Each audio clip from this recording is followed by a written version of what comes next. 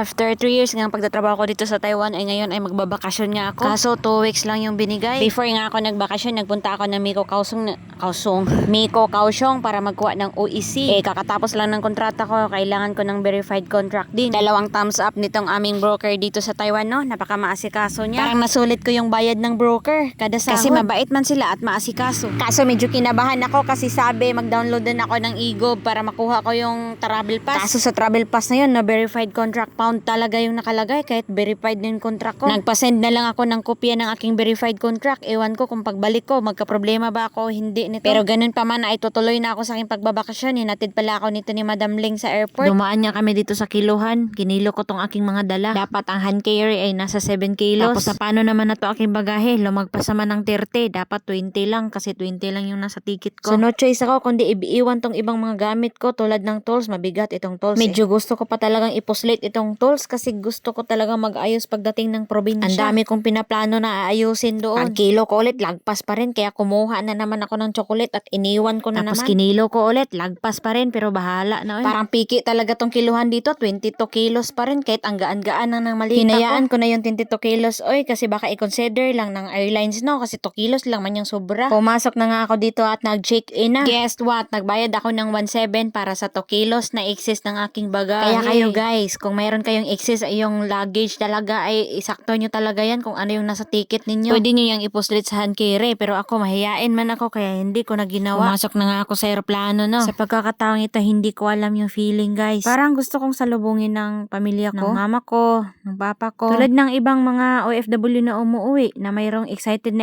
na umuwi sila at nagaantay sa airport. Sa akin kasi guys, wala umalis ako, taxi yung naghatid sa akin, dinaga pa ako sa pamasahe. Pero hayaan na guys importante humihinga at motivated minsan. Pag nagkuha pala kayo ng ticket guys, tapos kayo lang yung mag-book, huwag nyo kalimutan na isali yung free meal para may food kayo sa plane. Tapos mag-select din kayo ng upuan. Ako pag sumasakay ako ng eroplano, 8A talaga yung mga siniselect ko na upuan. Kasi yung 8 favorite number ko, tapos yung A ay sa window side ng eroplano. Itong pera na to ay hinati talaga at nilagay dito sa airport. Jeep pala. Pera kasi guys, doon sa amin sa Negros, no? Pera kasi tawag ng mga jeep doon. So kunyari, kasi sakay ka ng jeep, sabihin mo, sumakay ka ng pera. Astig doon sa probinsya namin, yung pera nyo, sinasakyan lang namin. Nakarating na pala ako dito sa Pilipinas, no? Kinuha ko na to aking bagahe na nagbayad pa ako ng 1.7. Di ko talaga makalimutan. Sinalubong pala ako ng nanay ni Madam Ling at ate kasi may mga pinadala kasi siyang mga chocolate. Laking pasalamat ko pala sa nagmugna nitong OFW lounge, no? Malaking bagay talaga ito. Lalo na sa mga OFW na katulad ko, na taga-probinsya pa. Na paglapag ng Maynila ay kailangan pang magpahinga para sa connecting flight. Sa akin, gabi ako dumating, tapos kinabagahan pa yung flight ko pa Cebu. So, pumila muna tayo dito para iiwan natin ang ating luggage, no? Lumaki na yung butas ng pantalon ko. Favorite ko kasi ito na pantalon, kahit mabutas pa to hanggang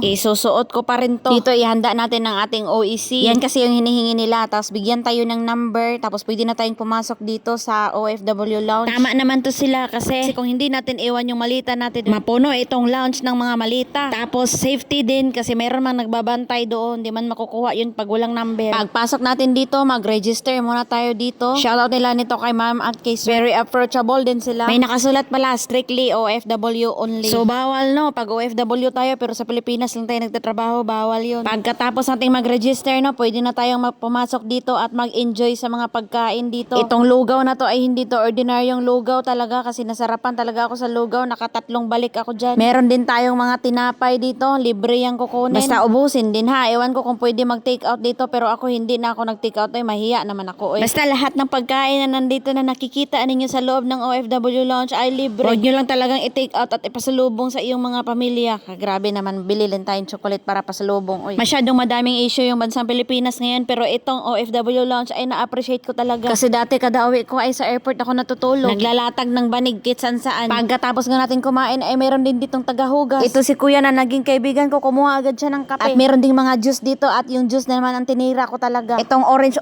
na juice yung kinuha ko. Ayaw umagas kaya dito naman ako sa kabila na juice kumuha. Ayun tumagas na, napakatamis talaga ng juice dito sa OFW lounge. Masarap talaga pag libre. Madaming mga negative at mga korupsyon na nangyayari sa bansa natin. Pero matuto din tayo maging grateful sa mga bagay na natatanggap natin, hindi tayo mag-focus sa negative. Meron din mga outlet dito na pwede tayong mag-charge ng ating mga cellphone. At wag na nating sayangin yung panahon para makapagkuha ng OFW ID. I-open natin yung ating Google. Google yun ha, kasi yung Google sa amin ay Bisaya man kami, Google yan. Tapos open yung camera at scan ito QR code. Tapos makapag-fill up na tayo dito dito ng ating mga pangalan. May nakasulat, this QR code is only valid for NAIA OFW Lounge Terminal 3. Basta kung ano yung hinihingi dyan sa fill-upan, fill-upan natin. Yung hindi hinihingi, syempre hindi natin i-fill up. Like email address, pangalan, apelido. Tapos antayin natin yung ating number dyan na tatawagin tayo. Itong si kuya na naging kaibigan ko ay natapon yung kanyang kape. Sabi ko, hala kaya. Punasan mo talaga yan. Shoutout pala nito kay kuya, no? Isa siyang seaman. Oo, nakatira siya dito sa Pilipinas somewhere sa Mindanao. Tapos tuwa kami habang nagkwentuhan kasi maya-maya meron na naman siyang pagkain na dala. Tapos ako din. Meron palang tagalinis pala din dito, guys. Kaya wag mag-alala dun sa kape na natapon. Maya-maya ay tinawag na yung pangalan ko para mag-sign dito at magpa-picture. Tapos right there and then ay nalabas na tong aking ID. Ang tawag pala nito na ID ay OWA e-card. Ay, Diyos ko. Ang ginaw-ginaw dito tapos gusto kong humiga kaso puro man upuan yung nandito. Pero okay lang din. Pero tip ko sa inyo, pag napunta kayo dito sa OFW Lounge,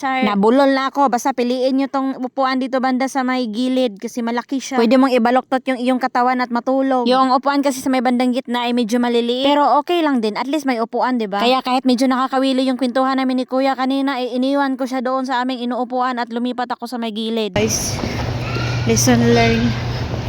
Dapat maaga tayo na. Diyos ko, yung flight ko pa Cebu ay muntikan pa ako maiwan ng eroplano. Paano kasi nag-fall in line ako doon sa hindi naman pa Cebu. Tsaka yung draft off ng mga malita ay iisa lang yung international at local kaya medyo naligaw talaga ako. Tapos medyo madami pang tao. Pero ganun pa man nakasakay pa rin ako ng eroplano. At nakarating na agad ako ng Cebu. Ang una ko agad kinita ay itong kapatid ko. Magkapatid lang pala kami guys sa nanay. Tapos ang cute ng pamangkin ko. Sabi ko sa kapatid ko, nako baka maturuan ko to ng spark plug reading. Hindi ABCD kung ako yung magbabantay. Yung kapatid ko pala na to guys, isa siyang graphic artist. At proud na proud ako sa kanya kasi magaling talaga siya. Siya din yung nagde-design ng aking mga sticker at pinrint niya ng galing ng Cebu ay dumiretso ako ng Negros. Sinalubong naman ako ng friend ko. Ay Diyos ko, matagal na kami magkaibigan ito pero wala kaming mga picture masyado. At pumunta agad ako kay na Papa. At nagpa-renovate din ako dito, no? At umuwi din ako dito sa lugar namin. Nakakamiss dito guys, sobra. Sige at. Kumusta hapon? Good day din.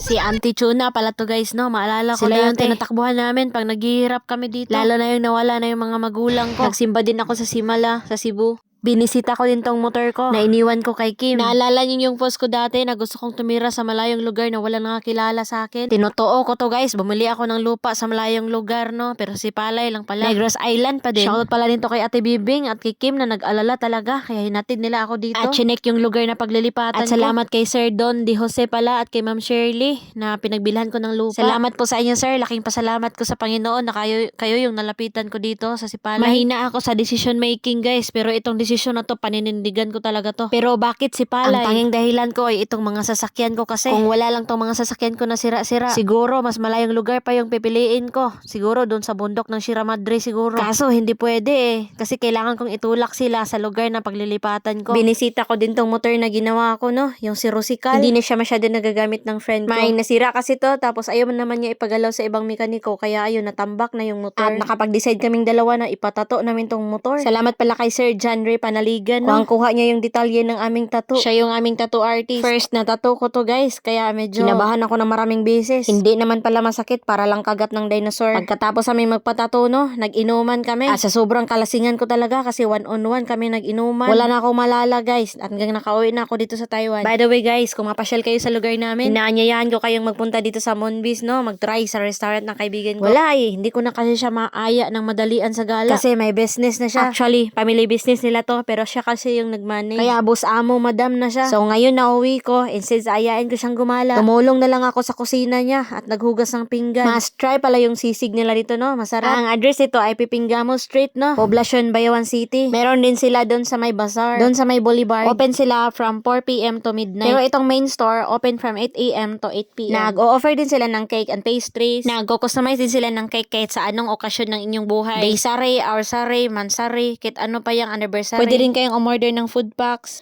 Pwede kayong mag-message sa kanilang page or kumontak directly sa kaibigan ko, no? Basta kung may date kayo, pwede rin kayong mag-date doon. Malamig yung aircon doon. At marami kayong pagpipilian sa mga menu nila. At sa gusto pala manghingi ako yung sticker, guys, no? Nandun lang din sa Monbis, no? Look for Anna kung manghingi kayo. At yun lang, guys. Thank you for watching. I take one step